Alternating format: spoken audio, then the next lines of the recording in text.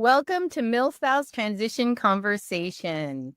I'm Anna Larson, a military spouse transition expert and your host for today's conversation. All right, military spouses, let's talk about something that we all feel but rarely have conversations about: loneliness. Have you ever found yourself scrolling through your phone, wondering who in the world you could even call just for a cup of coffee and to have a chat? We've all experienced that. And whether you're still deep in the active duty grind or if you're trying to build your new life post military, that cycle of saying goodbye to friends, goodbye to jobs, goodbye to the support systems, that hits hard. Military life is built on having instant community. So, what happens when that community is disappearing? And why is making friends so darn hard, especially after transition? What can we do about it? Today, I am very excited to be sitting down with Crystal Bettenhausen-Bubulka. She's a licensed clinical social worker and a fellow military spouse. And we're going to be unpacking the loneliness epidemic, because that is what the Surgeon General is calling it, the loneliness epidemic. We're going to talk about what's causing it, how it's messing with our well-being, and most importantly, how we can build connections to really thrive in this military life. So I am going to bring up Crystal's bio and tell you a little bit more about her. Crystal Bettenhausen-Bubulka is the heart behind Strength in Service and Through the Kaleidoscope Lens Therapy and Consulting. She is a compassionate leader dedicated to the well-being of military families and the professional growth of social workers. As a licensed clinical social worker and military spouse, Crystal understands the unique challenges faced by service members and their loved ones. Currently pursuing her doctorate of social work at USC, she specializes in mental health and gerontology, ensuring tailored, empathetic care for those that she serves. Hi, Crystal. It's so good to have you here.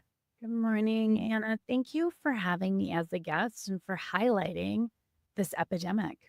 The Surgeon General report, I believe it was a 2023 report when it first came out. So it's been even a couple of years, but it was so impactful when I read through what it was. When we talk about epidemic of loneliness, what are we actually talking about? What is this report truly about, Crystal? It's highlighting the fact that there are detrimental health concerns that come from loneliness and highlighting that it is a health issue. It's not just an issue of people saying, oh, I'm lonely. There's more negative implications that can result from being lonely and socially isolated.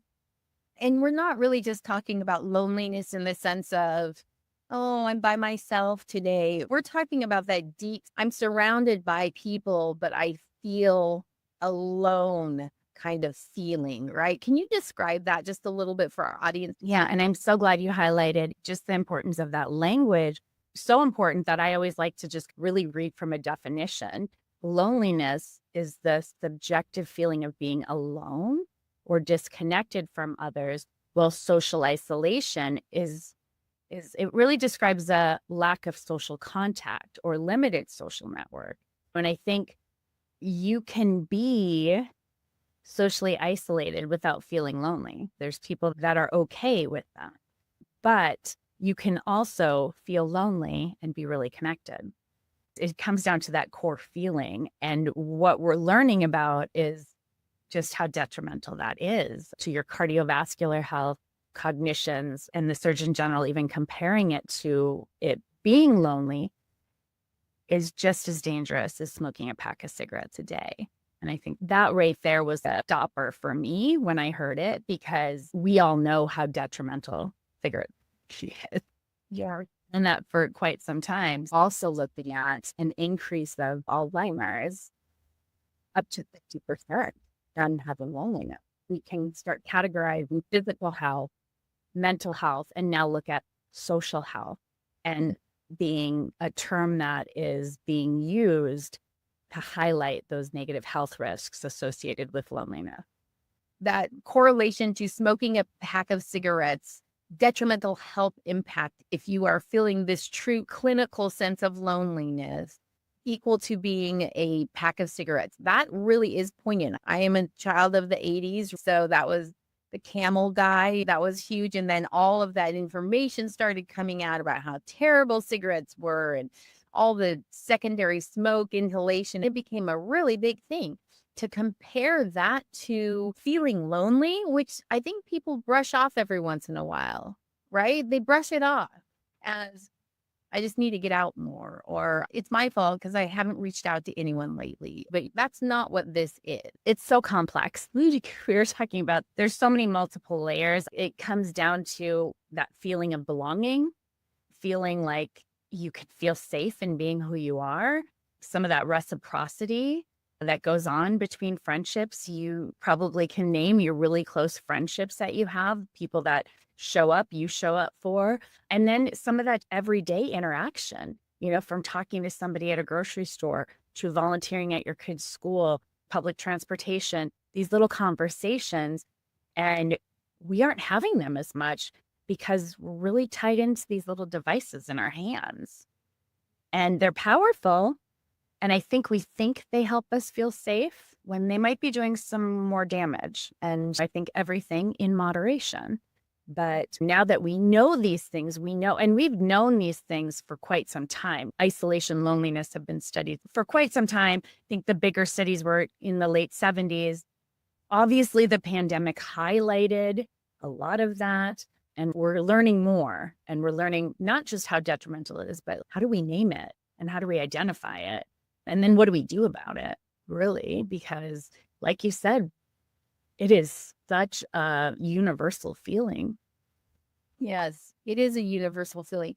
So I love that you threw technology into the conversation mix. If you were to read the Surgeon General's report, and I will put this in the show notes for everyone, so there will be a direct link to this report so you can look at it and really dig into what's in there. But they talk a lot about technology and how through technology, we're more connected than we've ever been in the history of the world, but that more people have this loneliness, these feelings of loneliness than ever before, and how we feel like technology should be the fix for that, where really it's playing into this epidemic that we're talking about, because we disassociate with the people who are around us and instead use technology to connect with them. That was really like one of those aha light bulb poignant moments when I read that. I thought, oh my gosh, yes. I mean, everyone who's listening, tell me, like, just drop in the comments because I know it's true. You're sitting at dinner with friends and the phone is next to your night, right? Or is right by your water glass. It's right next to you on the table, even though you're surrounded by friends or people. Or you're in your living room and the TV's on, and with your spouse, you're spending time together and you're both on your phones, playing a game or whatever the case might be. There's no judgment here because clearly I know these things happen because I do them, right? It's a terrible habit. So, Crystal, let me ask you this. When we're looking directly at the military community and military spouses in particular, how are we applying what we've learned about the epidemic of loneliness to that community specifically? We talk about having to say goodbye and losing community, but it's bigger than that, I feel like.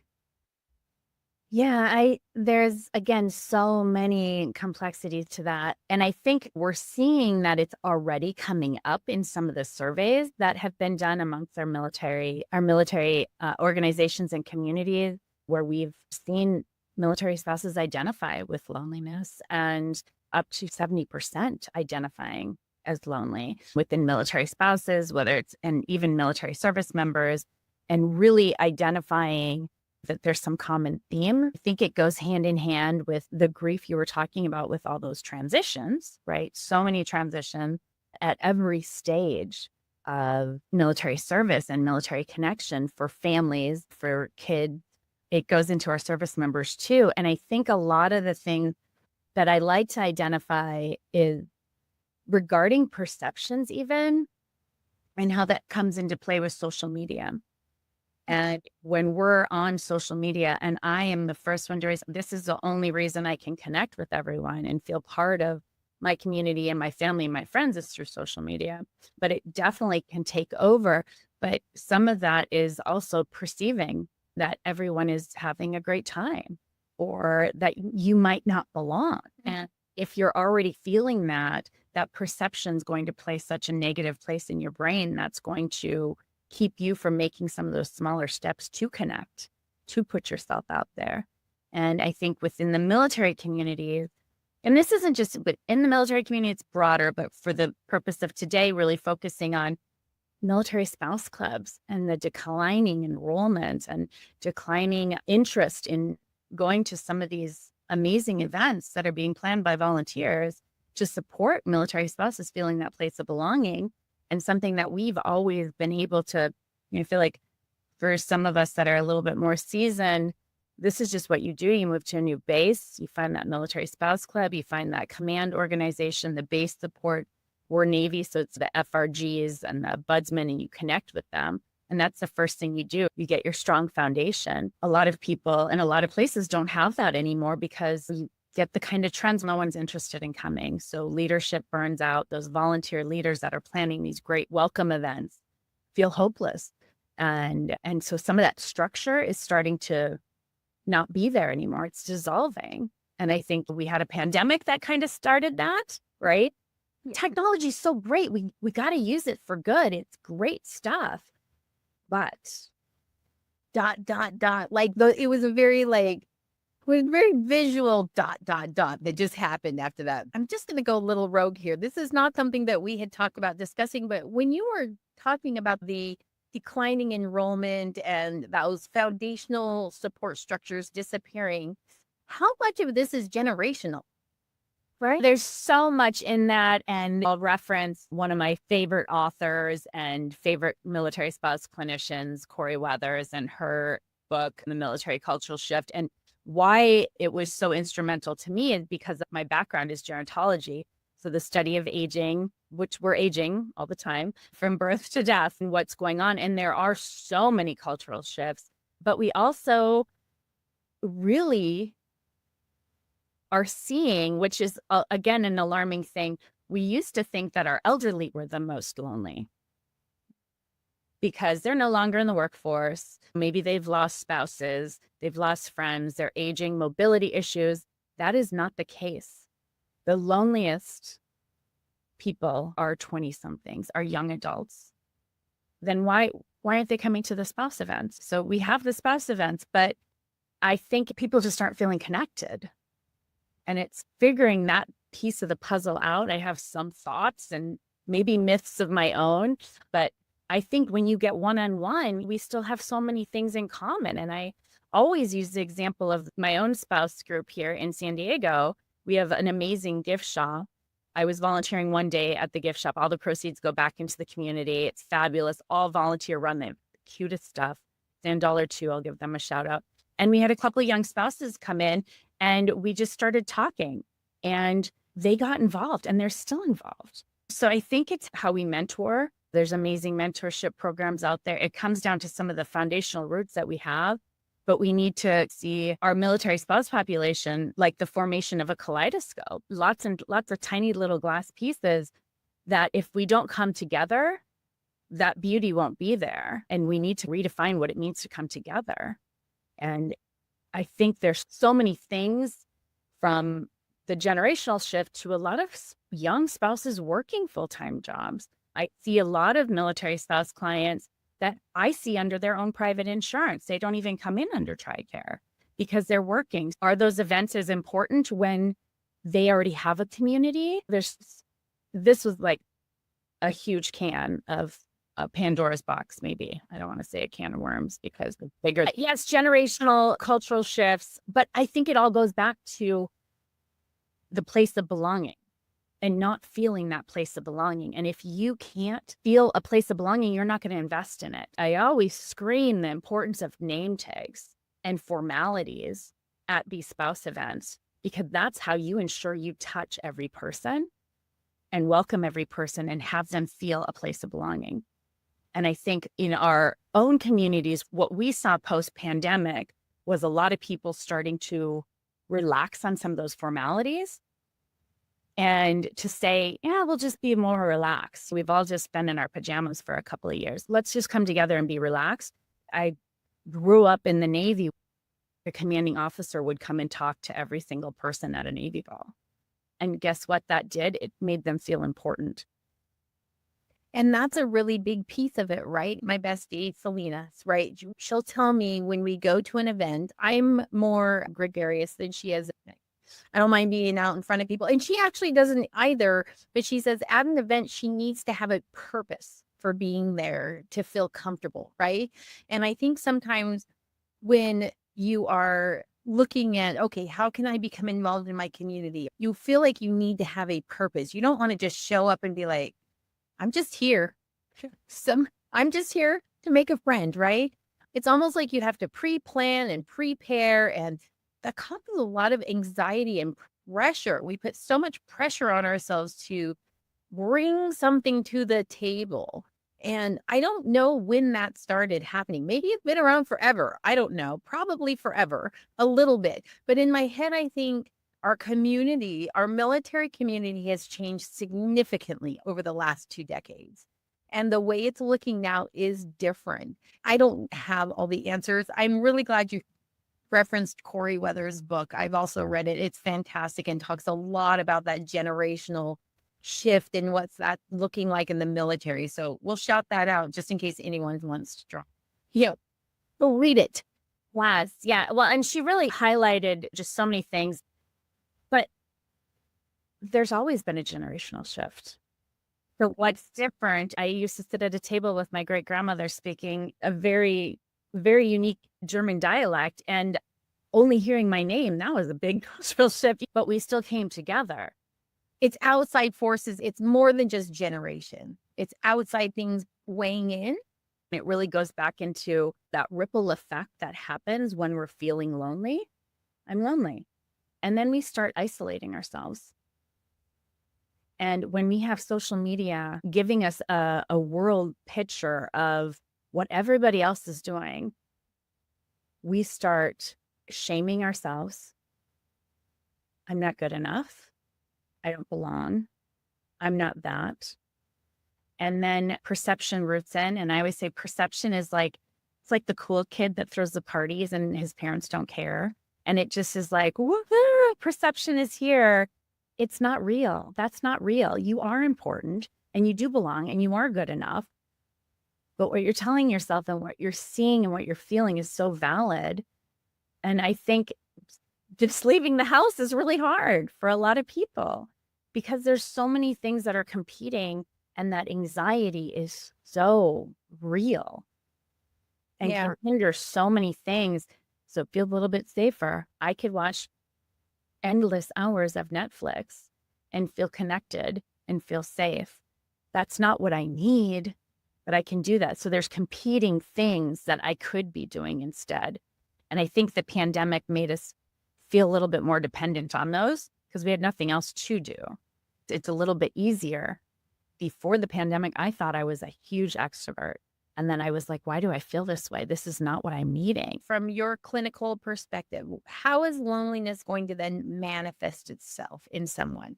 What does it look like or feel like, or physically and mentally, what is going on that needs to be addressed and looked at or recognized? Maybe that's the better word, recognize that it's happening to you or in you. There's so many thoughts I have for that. So I'll just capture a couple. I think isolating yourself, socially withdrawing. I think that the biggest trigger for me is when I see people wearing the sweatshirts that say the anti-social club. You're pretty much saying, stay away from me. I don't want to talk to you. But when we are in those zones where we're just self-isolating, and I think that's like sign number one. What we've done in our own household to just start watching some of the device usage is, are we overusing? And there's, again, great things on our devices that we can talk about later to help with that. But I think just taking that inventory, like to pause and be mindful of what you're feeling. And then when did I touch base with someone and really be in the presence of someone else, sitting beside someone else? And how did that feel? Was that uncomfortable? Just understanding what your own feelings are? Because it's so broad and I can't describe exactly because everyone's just so unique in where their journey is. But being able to really understand who you are. And I think maybe that comes down to some of those values. Some people are not going to be fed under a social club that's getting together with 40 other people, and understanding that's not going to work for you. And being able to pause and recognize that first. Yeah. Or maybe, what am I thinking? It's interesting given the support structure built within the military community really is those big group events. You're gonna have to go to this event with 40 other people and have one sitting at a table with strangers. These constant transitions that we have in the military life lend themselves to almost creating more loneliness for someone who's just tired of doing that over and over and over again. What would you say to those military spouses that are like, I'm done. I'm done going to those organizations. I'm done going to those luncheons. I'm done trying to make friends. They'll find me if we're supposed to find each other. Exactly. And I'm speaking to this because I feel like I was that person where I'm like, wait, maybe I'm not an extrovert. I can't even be in zone with someone. I think it's my own aging of just being really overstimulated in those big groups and not being able to connect, and then not being able to feel like I'm being myself. So I started just experimenting with myself. Like on Mondays, I'm going to go for a walk. And I live in a community that's one is Southern California. So it's fantastic because the weather is not impacting us. But I started just going and sitting at coffee shops, and I started just observing and how I was feeling when I was out amongst people. And it was really interesting because I started with Mondays because that's a day I don't have clients. So I would take the time to go to the little flower market and look at flowers. I'd take the time to go to the grocery store. And in that, I would have these little conversations with people. And whether it's, oh my gosh, look at the price of the avocados, or look at the price of this, or just talking to the cashier. And then I'd get my flowers, and then I'd go sit down and have coffee at a coffee shop. And I remember so specifically looking at all the dogs that were walking by. And then I'm looking at the dogs, which are closer to the ground. And then I started looking up at the people, and all of a sudden you start making eye contact. And I'm like, why am I feeling this way? But it was really interesting because then I ran into someone from my daughter's school, and she was just like, hey, I'm going to get a pedicure. And I'm like, I want to go get a pedicure. And we sat down and talked, and it was just like this aha moment of just being out there. And through those Mondays, this was several Mondays that it took for me to do some of these options. I was like, gosh, I always have great days on Mondays. Why is this? Because I'm engaging in some of these little conversations, which we are now able to see that we need 1 hour of those little conversations a day. And so that's one thing you can do. It doesn't need to be having these best friend calls. My friends were all over the country, all over the world, but they weren't here with me. And it wasn't enough to Marco Polo back enough, or WhatsApp or Facebook, and try to arrange some times to meet. And I think it's taking those small steps, understanding what your needs are. Your needs to go to a garden shop and start talking to somebody about gardening. There's organic ways to meet people without being a big group, but it's first finding out what you love doing. And I think so many times for military spouses that are transitioning, and like you said, have been around the block, we've done these things, it's not working. We're also experiencing our own generational shifts and our own aging into, well, what worked before? It was easy when my kids were little and we were in strollers and we all went to the library story time. I met so many of my friends, civilian and military, from the library story hour. But it's really just understanding what you like and what you don't, and being okay with that. If the social club doesn't work, I've always said my best friends I've ever met were going to a military spouse event. That wasn't a good spouse event. It was awful. And the three of us looked at each other and said, I'm never coming back here again. But we got each other's numbers, and we formed a dinner club that went out every month. It's finding that hook and that anchor to find something that is, that's your aha moment. And I think that is really about being brave and putting yourself out there, but also getting really curious about what your needs are. What do you need? What do you want? I have so many feelings about what you're just saying. First, the intentionality of what you chose to do with your Mondays. My next question was going to be all about, hey, what's your tips and techniques, right, to get out there? And you've really already answered that, at least for one really big one, which is being intentional with taking time to do something that does feel okay to you socially. If it's not that big group, great. If it is, great. Either one of those works. If going to a club or a music performance or something like that versus going to a bookstore and sitting down and reading at the coffee shop, taking that hour of intentional time to say, this is going to be a place where I can put myself in a space where others can interact with me, but not feel the pressure of being forced to interact if it's not the right time or the right people. One of my favorite authors, Kelsey Killiam, wrote The Art and Science of Social Connection. And she developed a friendship quiz. Like, what's your friendship style? As we evolve, as we age, as we go through so many things, I always say, I don't think military spouses are as resilient as they are anti-fragile. That resilience means we're going back to the same shape, right? The rubber band is going to stretch and then it's going to go back. We're never the same when we go through a move or a child or our own grief, our own journeys. But when we can look at that understanding that your needs are going to change, you're anti-fragile, you're going to have different styles of friendships that you're realizing you need. We're constantly making meaning from the world around us. So if we know ourselves, we can feed ourselves what we need. So I'll have to get you the quiz because it's really interesting to figure out what your friendship style is. And then evaluating your friendships and evaluating your contacts. And it's so critical right now that you would never sit down the dinner table with a plate full of nothing but hot dogs with nacho cheese and chips sprinkled on the top of them with a little bit of like chocolate syrup drizzled, right? Like, that's not balanced. That's not going to make you feel better unless you're like Buddy the Elf, right? So what do you need and what's going to feed your soul? It's pivoting it into soul care, and friendships are soul care. Your relationships are.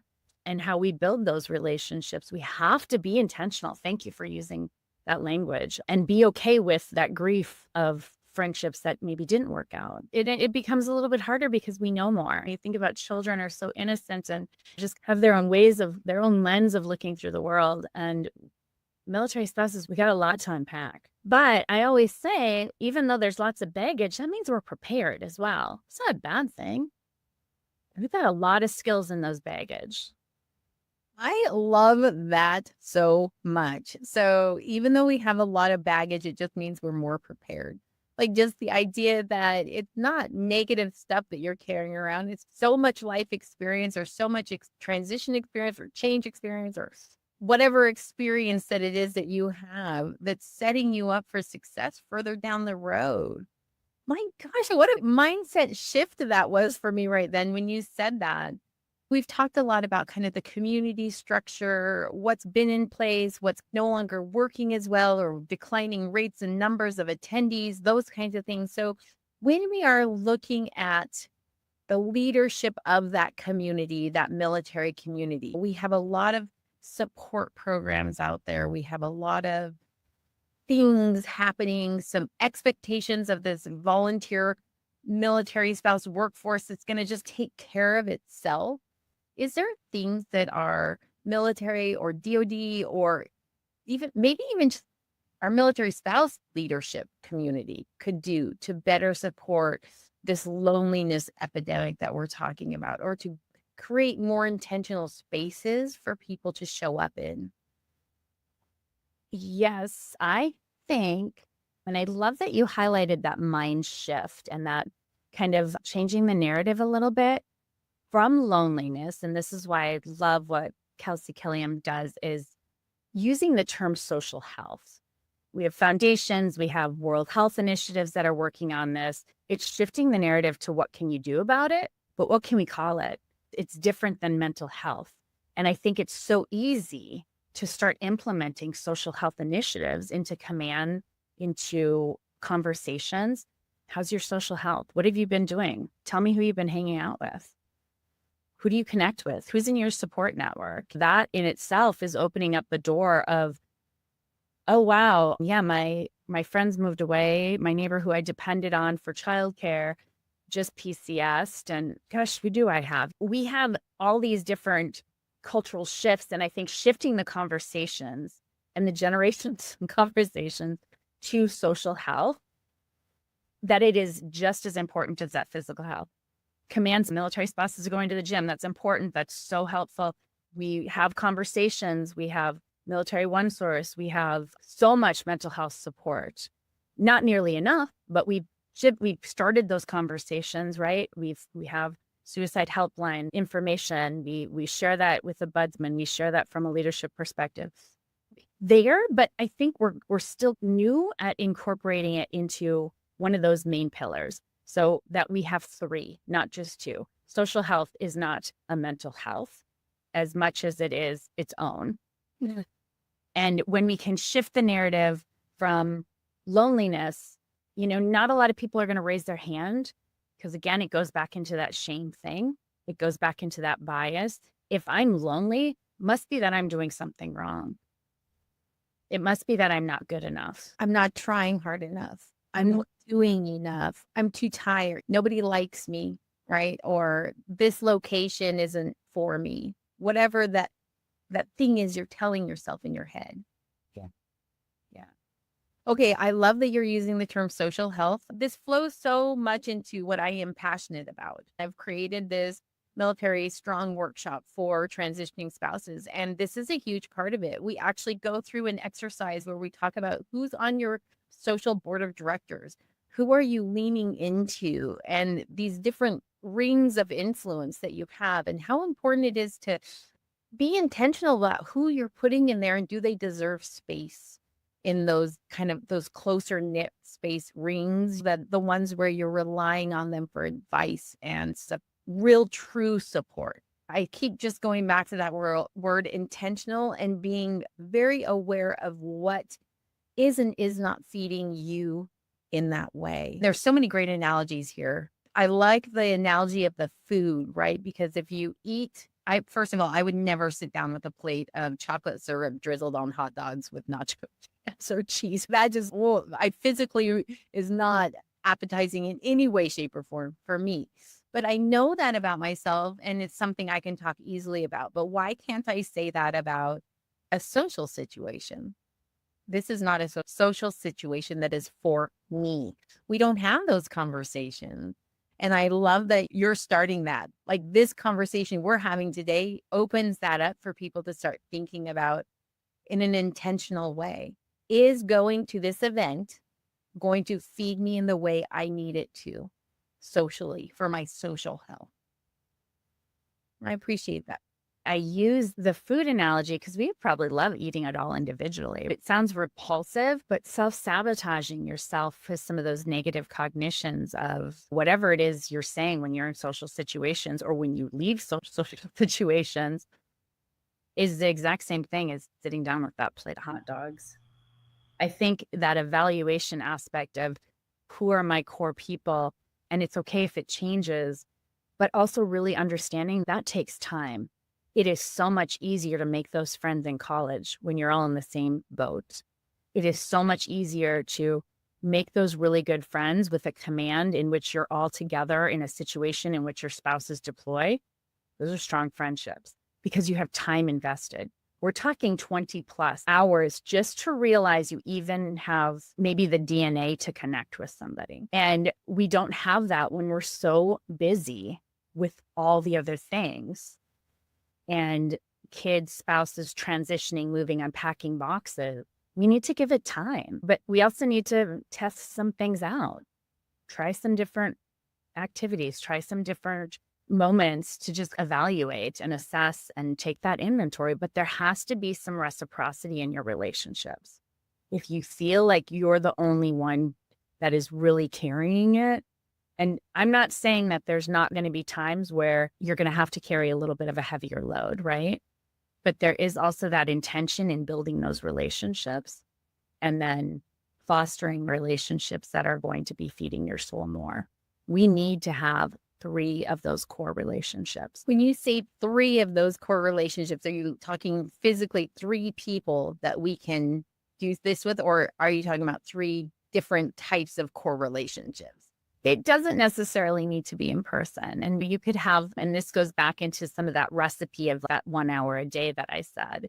It doesn't have to be in person as much. It's always better in person, which is a huge advocate of having some getaways and going to meet your friends and being in person with them. There's nothing that will ever replace that. But we also know that sometimes we can't do that. In military spouses, we have friends all over the world, right? But being able to know that's that person that you're going to call, when your social health has been depleted and now your mental health is being questioned and you're having those crisis times, and being brave in trusting them because they're your people. And that can be your spouse. It could be a parent. It could be an adult child.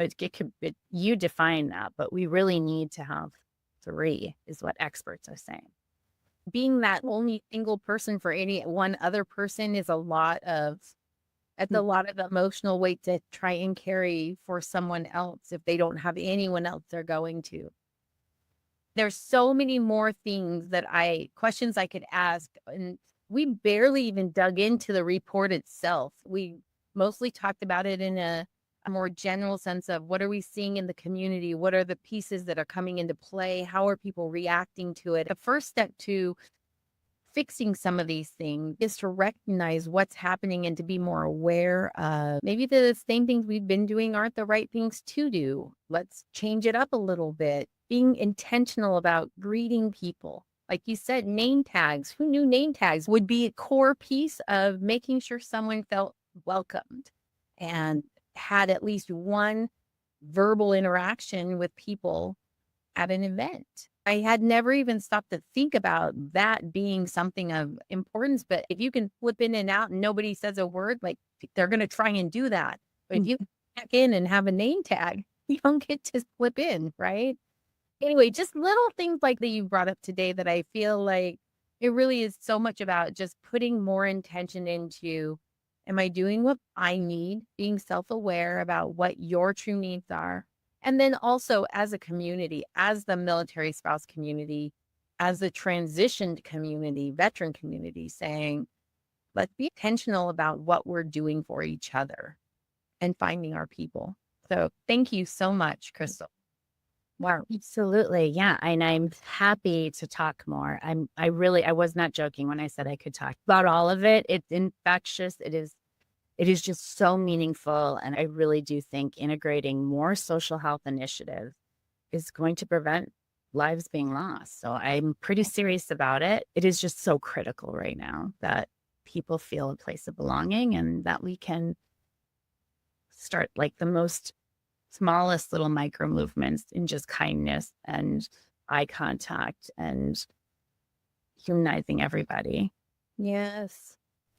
Okay. Can you tell us a little bit about Strength and Service and then how people can connect with you, where you wanted to come and say hi if they have additional questions or want to reach out on a professional level?